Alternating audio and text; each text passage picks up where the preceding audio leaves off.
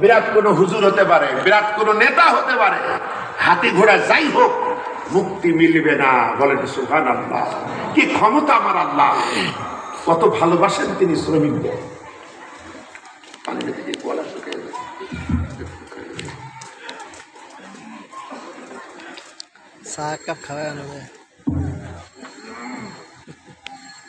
আমার ভাইরা, মহানবী শুধু নবুয়তের আগেই কাজ করেছেন তাই নয়, তিনি জীবনের শেষ ভাগেও শ্রমিকের মতো কাজ করেছেন।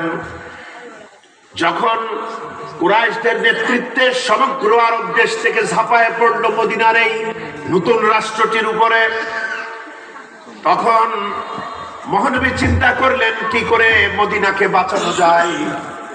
মহানবী তখন সিদ্ধান্ত নিলেন, প্রখ্যাত সাহাবী হযরতে সালমান ফার্সি রাদিয়াল্লাহু তাআলা আনহুর পরামর্শে মদিনাকে ঘিরে পরিখা খনন করতে হবে।